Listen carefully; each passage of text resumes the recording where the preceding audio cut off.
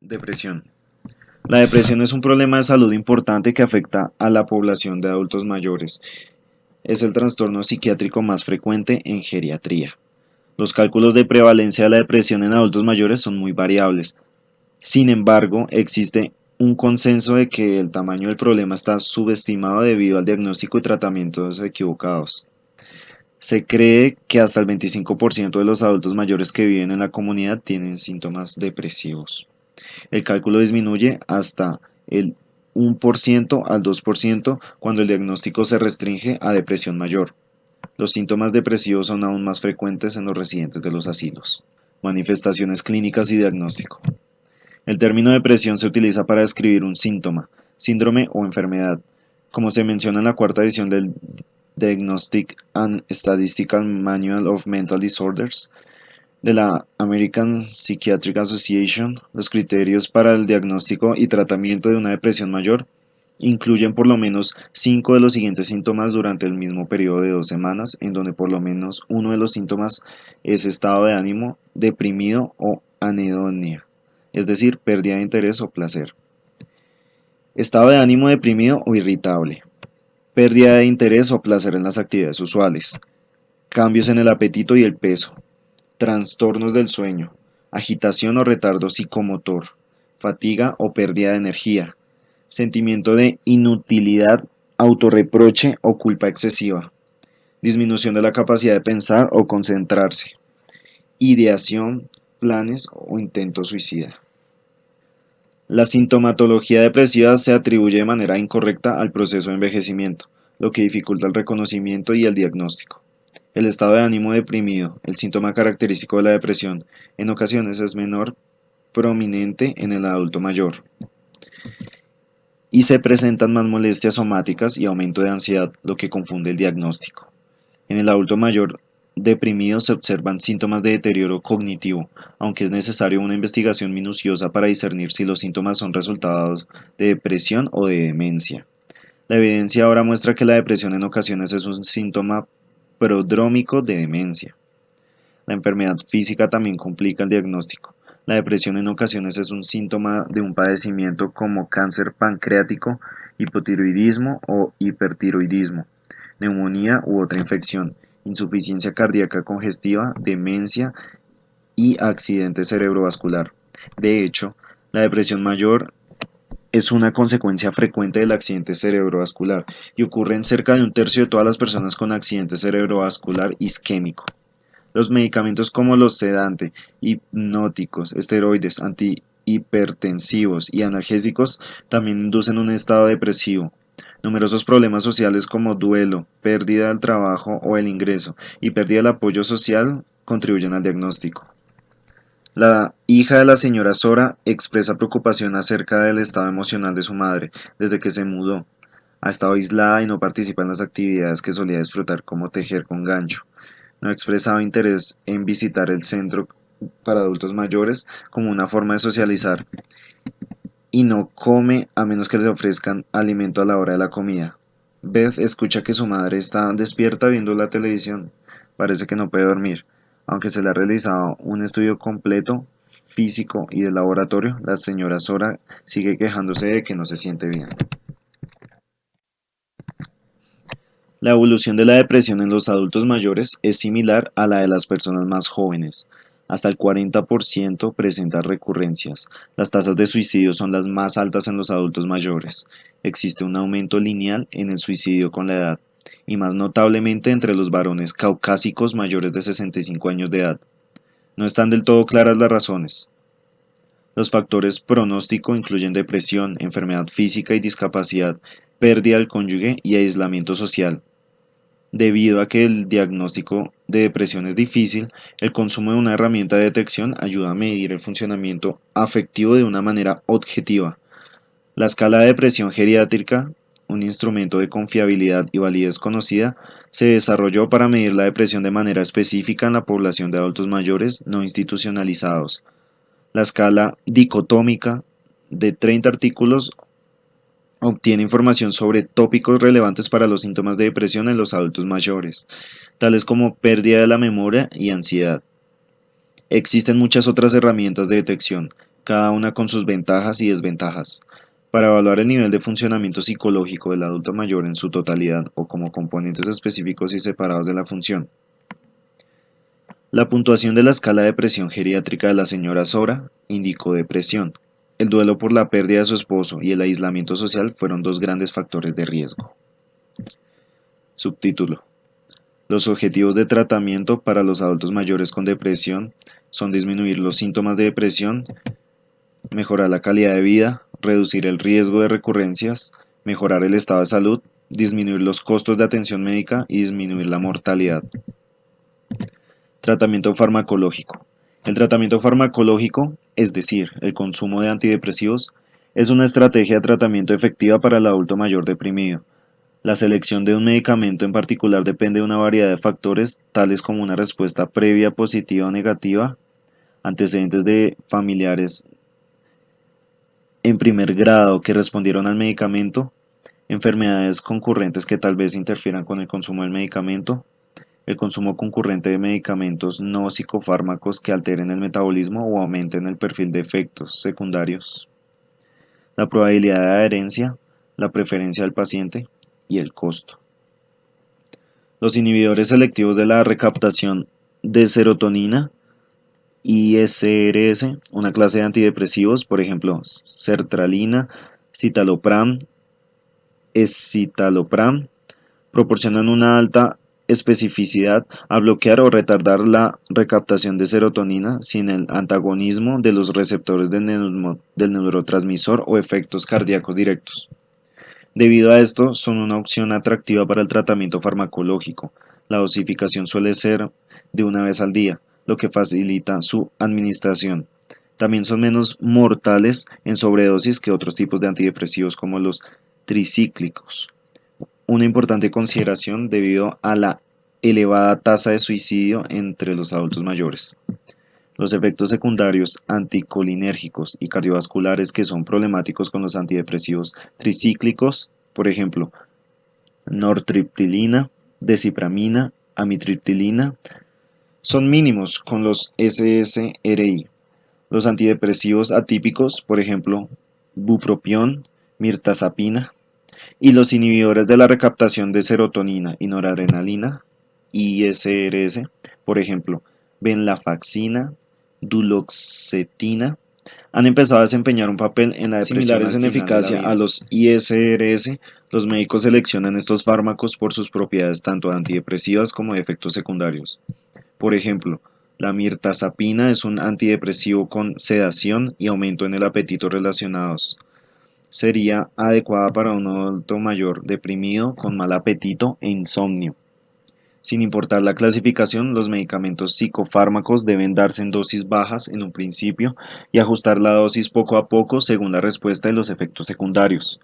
La respuesta a los antidepresivos suele requerir de 4 a 6 semanas con dosis terapéuticas. Por lo general, para un solo episodio de depresión mayor, el tratamiento farmacológico debe continuarse durante un mínimo de 6 meses a un año, a la misma dosis en que se logró la remisión, y 2 a 5 años para la depresión recurrente para evitar la recaída. Tratamiento electroconvulsivo. El tratamiento electroconvulsivo, TEC, es en ocasiones el tratamiento de elección para los adultos mayores con episodios depresivos mayores, resistente el tratamiento farmacológico. Los estudios indican que las personas mayores de 60 años de edad son el grupo más grande de pacientes que recibe TEC.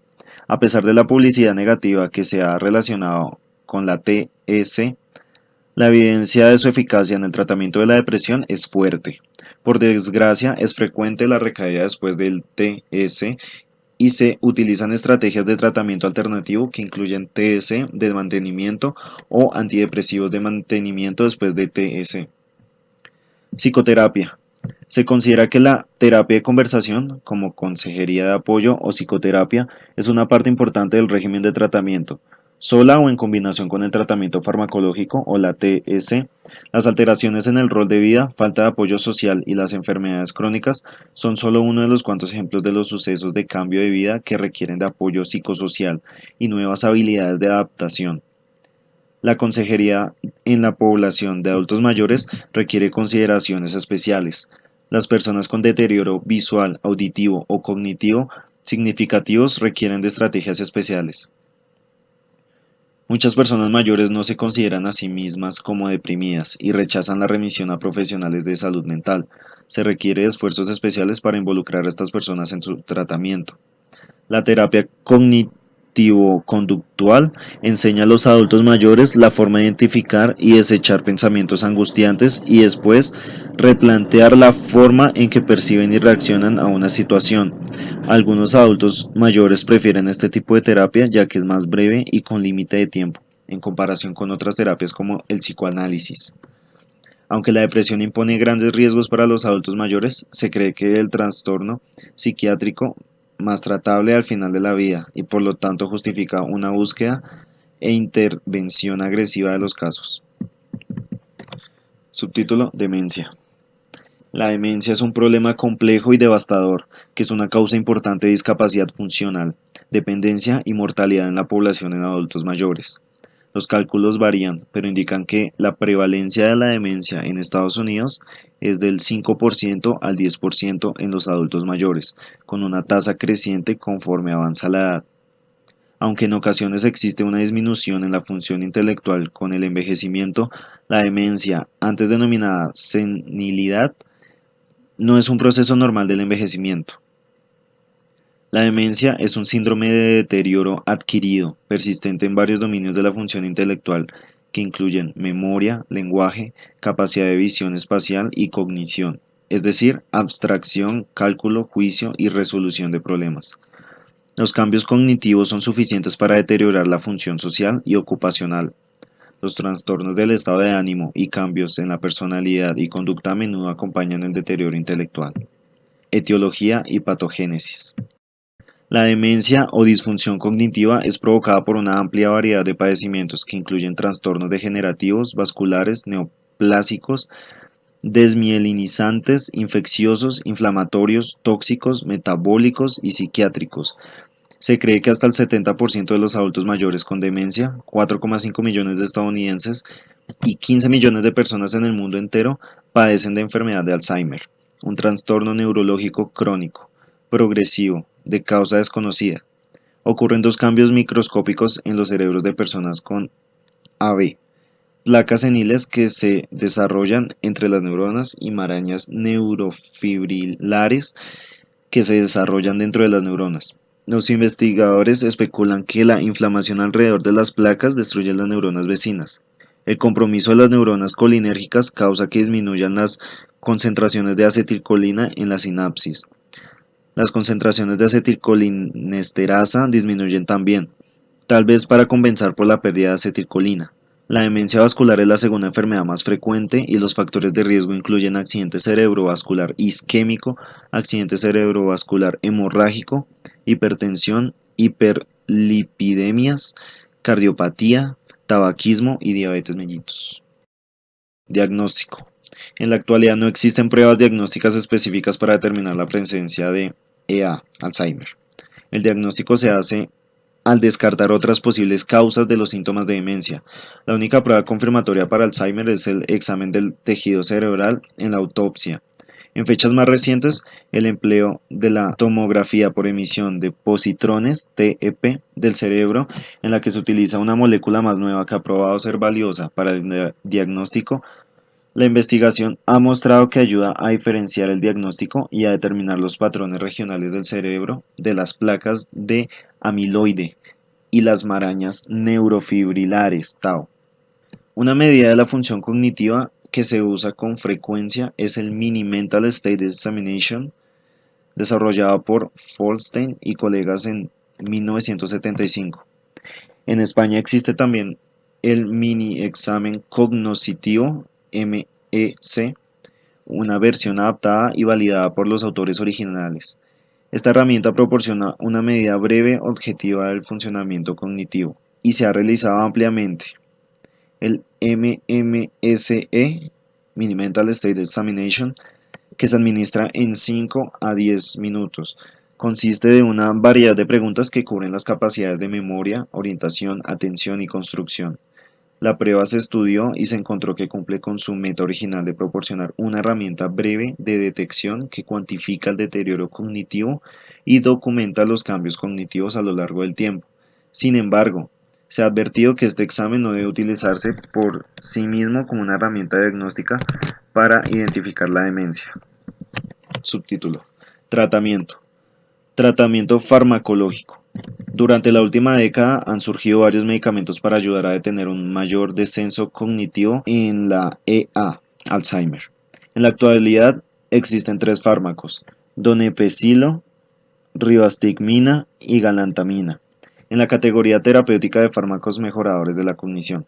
Los 3 medicamentos son inhibidores de la acetilcolinesterasa, cuya acción eleva las concentraciones de la acetilcolina en la corteza cerebral al retardar la degradación de la acetilcolina liberada por las neuronas que aún están intactas. Los medicamentos son similares en eficacia, pero varían en su dosificación y perfiles de efectos secundarios. Aunque los 3 tienen efectos secundarios gastrointestinales, por ejemplo náuseas, heces fecales sueltas, donepezilo parece provocar los síntomas más leves. Además tiene el beneficio de dosificación una vez al día.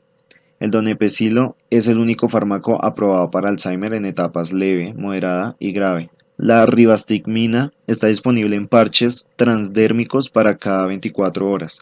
Aunque aún no existe cura para la demencia, los inhibidores de la acetilcolinesterasa se consideran eficaces como fármacos antidemencia basándose en la mejoría observada en las pruebas cognitivas estandarizadas, así como un descenso más lento en la función debida al proceso patológico. Existe investigación que indica que existe una ventaja de iniciar los inhibidores de la colinesterasa tan pronto como sea posible después del diagnóstico de EA leve.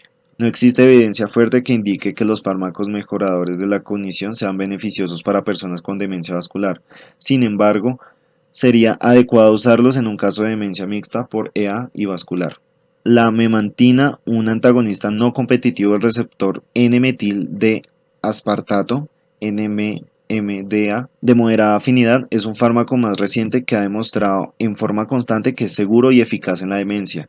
El glutamato es un neurotransmisor que potencialmente sobreexcita los receptores NMDA y se cree que la liberación excesiva de glutamato contribuye a la neurodegeneración relacionada con EA. La memantina ha tenido eficacia clínica en el tratamiento de pacientes con EA moderada a grave y no ha probado ser eficaz en el tratamiento de la EA leve. La desaceleración de la disminución cognitiva y funcional ofrecida por los inhibidores de la colinesterasa y memantina disminuye la carga del cuidador y prolonga el periodo en que un adulto mayor con EA pueda permanecer en la comunidad. Ha existido también interés en otros fármacos neuroprotectores que retrasan el inicio o la progresión de EA. Los medicamentos antiinflamatorios no esteroideos AINE se cree que disminuyen la respuesta inflamatoria a los mediadores inflamatorios liberados a partir de células nerviosas lesionadas o en degeneración, aunque los resultados del estudio son poco concluyentes. Debido a la preocupación general acerca de la falta de eficacia combinado con los posibles efectos secundarios, por ejemplo toxicidad cardíaca, sangrado, los AINE no se consideran tratamiento estándar para EA. El colesterol promueve la producción de beta-amiloide. Los fármacos hipolipemiantes como las estatinas disminuyen el colesterol y reducen la inflamación. Sin embargo, hasta ahora los estudios han sido decepcionantes en sus resultados, ya que no han mostrado efecto protector en contra de la disminución cognitiva. Se cree que los complementos en la dieta y nutricionales tienen efectos beneficiosos tanto en la prevención de la EA como en la desaceleración de la progresión de la enfermedad. Es posible que la vitamina E, un antioxidante, desempeñe algún papel en la prevención de EA. La vitamina E, una vitamina liposoluble, interactúa con las membranas celulares, atrapa los radicales libres y es posible que interrumpa la reacción en cadena que daña las células. Aunque los primeros estudios fueron promisorios, la investigación más reciente sobre el tratamiento prolongado con vitamina E no demostró beneficios cognitivos en quienes tenían un deterioro cognitivo leve o EA. Se requiere de más investigación en cuanto al papel de la vitamina E en la prevención primaria de la demencia. Ginkgo biloba, otro antioxidante, tiene beneficios clínicos poco claros. Una revisión Cochrane determinó que la evidencia que apoya al ginkgo biloba no es consistente ni confiable. Las concentraciones plasmáticas elevadas de homocisteína se han vinculado como un factor de riesgo vascular en el desarrollo de demencia y es posible disminuirlas con complementos de ácido fólico. Una revisión sistemática reciente que estudió el consumo de las vitaminas del complejo B en la prevención y tratamiento de EA y demencia determinaron que no habría suficiente evidencia para apoyar la teoría de que el aumento en la ingesta alimenticia o complementación de ácido fólico impactara la disminución cognitiva. Tratamiento no farmacológico. Los estudios han demostrado también que ciertos ejercicios mentales ayudan a compensar algunos de los cambios cognitivos esperados que ocurren con el envejecimiento. El entrenamiento cognitivo utiliza estrategias para mejorar las funciones cognitivas como memoria, atención o resolución de problemas. El objetivo es mantener o mejorar la función cognitiva y compensar los déficits. Esto se logra a través de estrategias de entrenamiento de memoria e intervenciones cognitivas asistidas por ordenador. De igual manera, el ejercicio físico como ejercicios aeróbicos o entrenamiento con pesas tal vez tengan la posibilidad de retardar el deterioro funcional en personas con EA y ayuden a retardar el inicio de los trastornos demenciales. En casos más avanzados de demencia, asegurarse de que se satisfagan las necesidades físicas de la persona, como higiene, eliminación intestinal y vesical, seguridad y nutrición, ayudan a prevenir reacciones catastróficas. Proporcionar una rutina constante en un entorno que sea familiar para el paciente ayuda también a aliviar el estrés. Satisfacer las necesidades cognitivas del adulto mayor, evitando la estimulación insuficiente y la sobreestimulación a menudo ayuda a prevenir problemas de conducta. El trabajo de Hall ha demostrado resultados positivos en la atención de adultos mayores con EA. El modelo conceptual de Hall disminuye progresivo del umbral de estrés, DPUE. Propone que la capacidad de tolerancia de la persona con demencia a cualquier tipo de estrés declina de manera progresiva conforme la enfermedad avanza. Las intervenciones para el adulto mayor con demencia, por lo tanto, se centran en la eliminación de estresantes como una manera de prevenir las conductas disfuncionales. Estos estresantes incluyen fatiga, cambio de rutina, demandas excesivas, estímulos turbadores y estresantes físicos. El trabajo de Hall con el modelo DPUE ha mostrado que las personas con demencia tienden a despertarse menos en la noche, usar menos sedantes e hipnóticos, comer mejor, socializar más, funcionar a un nivel más alto y presentar menos episodios de ansiedad, agitación y otras conductas disfuncionales. Trabajos posteriores han demostrado que los familiares cuidadores entrenados en la aplicación del modelo DPUE mejoraron su capacidad de proporcionar cuidados a sus seres queridos con demencia y disminuyeron sus propios niveles de estrés. El manejo de los adultos mayores con EA y otras demencias, por lo general, implica asumir una responsabilidad creciente y proporcionar mayor cuidado a la persona con demencia conforme la enfermedad los vuelve incapaces. El juicio y la cognición deteriorados evitan que el adulto mayor tome decisiones y opciones razonables y con el tiempo amenaza su bienestar general. Los familiares a menudo asumen la monumental tarea de cuidar a los adultos mayores con demencia hasta que la carga se vuelve demasiado grande, en cuyo momento muchos de los adultos mayores se colocan en las instituciones de cuidados prolongados. Subtítulo: Delirium. Es importante diferenciar la demencia del delirium, al que se le denomina también estado confusional agudo. El delirium ocurre en cualquier grupo de edad. Sin embargo, los adultos mayores, en especial los que padecen demencia, tienen mucha mayor probabilidad de presentar delirio. El inicio del delirio en la persona con demencia se confunde con una exacerbación de la demencia y como consecuencia no recibe tratamiento. Hasta el 70% de los casos de delirium pasa desapercibido. El delirium es un trastorno agudo que se desarrolla a lo largo de un periodo de horas a días y que se ve con frecuencia en los adultos mayores hospitalizados. Las tasas de prevalencia van desde el 14% hasta el 56% de los adultos mayores hospitalizados, hasta el 62% de los adultos mayores después de cirugía y hasta el 87% de los que se encuentran en cuidados intensivos. El DSM-IBTR se define un síndrome mental orgánico que presenta un deterioro cognitivo global, trastornos de atención, disminución del nivel de conciencia, aumento o disminución de la actividad psicomotora y desorganización del ciclo sueño-vigilia.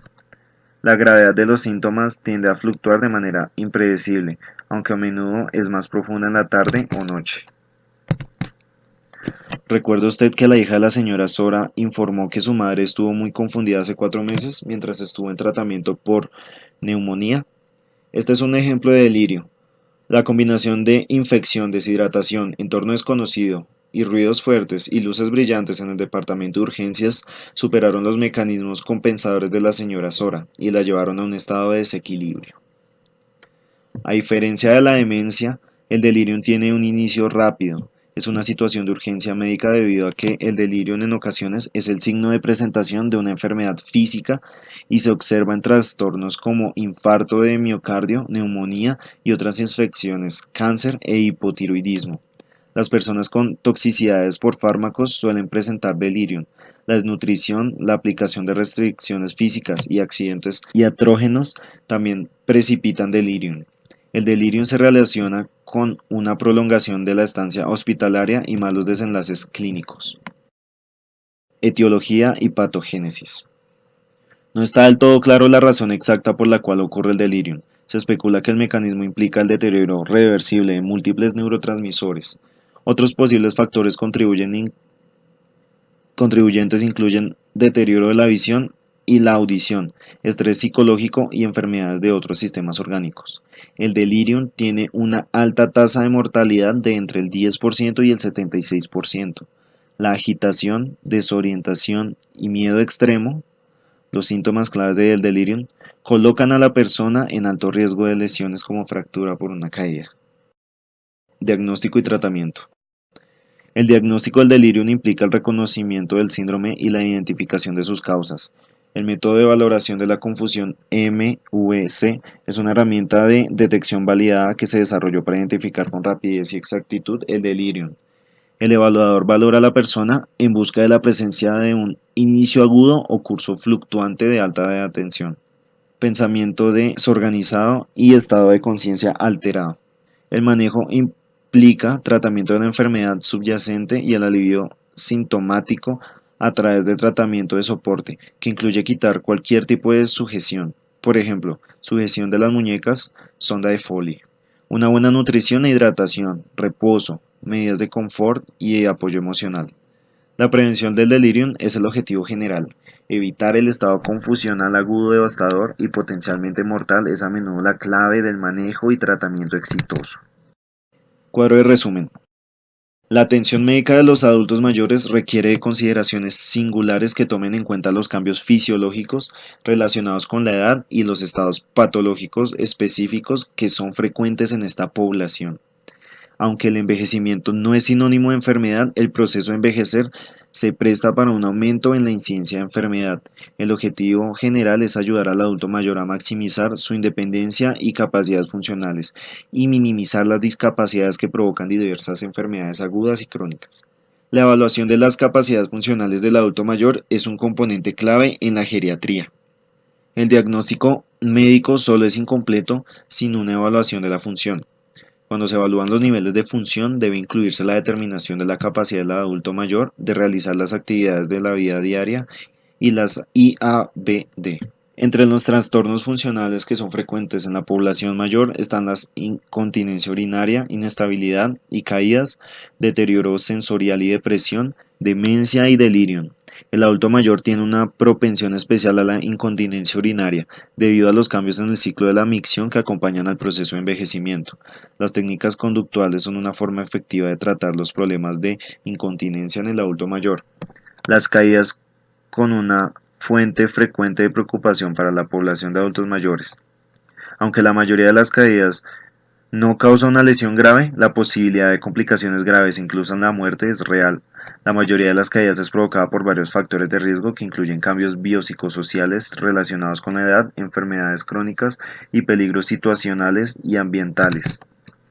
El deterioro tanto auditivo como visual, los cuales son más frecuentes en los adultos mayores, contribuye a problemas de comunicación, depresión y aislamiento social. La depresión es un problema de salud importante, pero tratable que a menudo se diagnostica mal y recibe tratamiento inadecuado en el adulto mayor. La demencia es un síndrome de deterioro persistente adquirido en varios dominios de la función intelectual que incluye la memoria, el lenguaje, la capacidad de visión espacial y la cognición, es decir, la abstracción, cálculo, juicio y resolución de problemas. Aunque es posible que exista cierto descenso en la función intelectual, con el envejecimiento la demencia no es un proceso de envejecimiento normal. El delirium es un trastorno confusional agudo que se desarrolla en un periodo de horas a días y que a menudo se observa como una característica de presentación de una enfermedad o toxicidad farmacológica. Cuadro de tratamiento farmacológico en el adulto mayor. Después de terminar esta sección del capítulo, el lector será capaz de cumplir con los siguientes objetivos: describir el tratamiento farmacológico en la población de adultos mayores, mencionar 5 factores que contribuyen a las reacciones adversas a fármacos en el adulto mayor, citar precauciones que deben tenerse al prescribir medicamentos para los adultos mayores. El tratamiento farmacológico en la población de adultos mayores es un fenómeno complejo que tiene influencias de numerosos factores biopsicosociales. Los adultos mayores son el mayor grupo de consumidores de fármacos de venta con receta y de venta libre. Aunque la población mayor comprende solo cerca del 13% de la población estadounidense, consumen un tercio de todos los medicamentos de prescripción y el 50% de todos los medicamentos de venta libre. La incidencia de reacciones adversas a los fármacos en los adultos mayores es de 2 a 3 veces la que se encuentra en los adultos jóvenes. Este se considera un cálculo conservador, ya que las reacciones a fármacos no se reconocen tan bien en los adultos mayores y las reacciones a menudo imitan síntomas de patologías específicas. Factores que contribuyen a las reacciones adversas a fármacos. Los errores en la administración de medicamentos y en el cumplimiento son frecuentes en los adultos mayores que viven en la comunidad. Las razones de esta alta tasa de errores son numerosas y unos cuantos factores incluyen: poca destreza manual, mala agudeza visual, falta de comprensión acerca del régimen de tratamiento, actitudes y creencias acerca del uso de medicamentos, falta de confianza en el médico, olvido o confusión. El papel del médico también contribuye al consumo inadecuado del medicamento. Existe la tendencia a tratar los síntomas con fármacos, en vez de investigar a fondo la causa de los síntomas. Para complicar el asunto se dificulta el diagnóstico exacto de estados patológicos específicos, ya que los adultos mayores tienden a no referir todos los síntomas y debido a que los síntomas de presentación a menudo son atípicos. Los cambios fisiológicos relacionados con la edad también provocan los efectos adversos de los medicamentos. En general, la absorción de los medicamentos por vía oral casi no cambia con la edad, aunque se sabe que el pH gástrico aumenta y se retarda el tiempo de vaciamiento gástrico. Sin embargo, los cambios en la distribución del fármaco son clínicamente significativos. Debido a que la masa corporal magra y el agua corporal total disminuyen con el avance de la edad, los medicamentos hidrosolubles como la digoxina y propanolol tienden a tener un menor volumen de distribución, lo que provoca una mayor concentración plasmática para una dosis dada y aumenta la probabilidad de reacción tóxica. Por el contrario, los fármacos liposolubles como diazepam se distribuyen más ampliamente y se acumulan en el tejido graso debido a un aumento del tejido adiposo con el envejecimiento. Esto causa un retraso en la eliminación y acumulación del fármaco con el tiempo, es decir, que se prolonga la vida media, con dosis múltiples del mismo fármaco. Se cree que el metabolismo del medicamento a través del hígado está alterado debido a una disminución en el flujo sanguíneo hepático que se observa en los adultos mayores.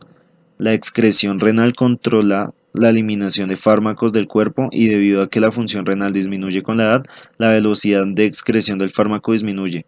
Esto provoca un aumento en la vida media de los medicamentos y es la razón por la cual se recomienda detectar la depuración de creatinina para calcular la dosis del medicamento. El consumo de fármacos en los adultos mayores justifica una estrategia cautelosa: iniciar bajo y proseguir lento. Ese es el lema que gobierna la prescripción de medicamentos en la farmacología geriátrica. Los adultos mayores a menudo logran resultados terapéuticos con dosis pequeñas de medicamentos. Si es necesario, es posible ajustar la dosis con lentitud según la respuesta. Para complicar más las cosas está el problema de la politerapia en el adulto mayor, que a menudo tiene varios trastornos que requieren de diferentes tratamientos. La politerapia aumenta el riesgo de interacciones medicamentosas y disminuye el cumplimiento. Es posible también que los fármacos y los estados patológicos interactúen y causen efectos adversos. Por ejemplo, los psicofármacos administrados a los adultos mayores con demencia causarán empeoramiento de la confusión. Los bloqueadores beta-adrenérgicos administrados a una persona con enfermedad pulmonar obstructiva crónica inducen broncoconstricción, y los AINE que se dan a un adulto mayor con hipertensión en ocasiones elevan aún más la presión arterial. El consumo de ciertos tipos de medicamentos conlleva un alto riesgo para los adultos mayores y, de ser posible, deben evitarse. En general, los fármacos de acción prolongada o los que tienen una vida media prolongada son problemáticos. Muchos sedantes e hipnóticos entran dentro de esta categoría y medicamentos como diazepam y flurazepam deben evitarse. Otras clases de fármacos como los antidepresivos y ansiolíticos proporcionan el alivio sintomático necesario y son más adecuados para los adultos mayores que los sedantes e hipnóticos. Sin embargo, el consumo de estos fármacos justifica tener cautela considerando los cambios farmacocinéticos singulares que acompañan el envejecimiento. Los medicamentos que poseen propiedades anticolinérgicas deben utilizarse también con precaución. Los anticolinérgicos se utilizan para una variedad de padecimientos, sin embargo son frecuentes los efectos secundarios, como boca y ojos secos, y visión borrosa, estreñimiento. Estos medicamentos en ocasiones también tienen efectos secundarios más graves como confusión, retención urinaria e hipotensión ortostática. Los fármacos que entran al sistema nervioso central, que incluyen los narcóticos y el alcohol, causan una variedad de problemas, de los cuales el más notable es el delirio. Estos problemas es más probable que ocurran como resultado de una disminución en la capacidad de reserva del sistema nervioso central. Título: Estrategias para mejorar los efectos terapéuticos y evitar el daño.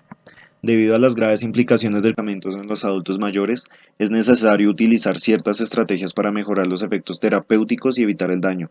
El primer paso es incluir a los adultos mayores, incluso los que padecen enfermedades concurrentes, en estudios clínicos. La seguridad y eficacia para los adultos mayores no debe extrapolarse a partir de estudios hechos en adultos jóvenes y maduros. Se requiere una muestra representativa. El siguiente paso es la evaluación cuidadosa, hecha por el médico, de la necesidad del medicamento.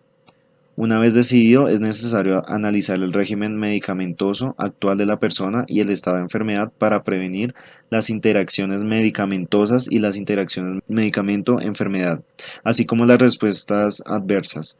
Se han desarrollado herramientas de detección para evitar medicamentos potencialmente inadecuados para los adultos mayores. Los mejor conocidos son los criterios de Beers, una nueva herramienta de escrutinio para la prescripción de los adultos mayores. También funciona para prevenir situaciones adversas evitables. La dosificación debe estar en el extremo mínimo y la frecuencia de la administración debe mantenerse al mínimo para simplificar la rutina y mejorar el cumplimiento. En algunos casos, los médicos prescriben los medicamentos en dosis subterapéuticas u optan por no prescribir medicamentos importantes por miedo infundado a provocar algún daño al adulto mayor. Un ejemplo de esto es no dar el tratamiento anticoagulante en un adulto mayor cognitivamente intacto con una esperanza de vida significativa por miedo al riesgo de sangrado. La herramienta de escrutinio para alertar a los médicos para el tratamiento correcto es la primera herramienta que aborda la hora de dosificación junto con una actividad específica, por ejemplo, tomar con el desayuno, mejora el cumplimiento, al igual que los envases especiales como pastilleros o blisters, envases alveolados. El costo de los medicamentos es otro factor importante para los adultos mayores que tienen ingresos fijos y reducidos. Elegir los productos menos caros de igual eficacia aumenta el cumplimiento. Nunca se enfatizará demasiado sobre la importancia de educar al adulto mayor acerca del medicamento. El médico debe proporcionar información verbal y por escrito sobre los principios del consumo del medicamento y en los medicamentos específicos que se utilizan Esto facilita la participación activa del adulto mayor y mejora la capacidad de la persona de tomar decisiones informadas. Cuadro de resumen.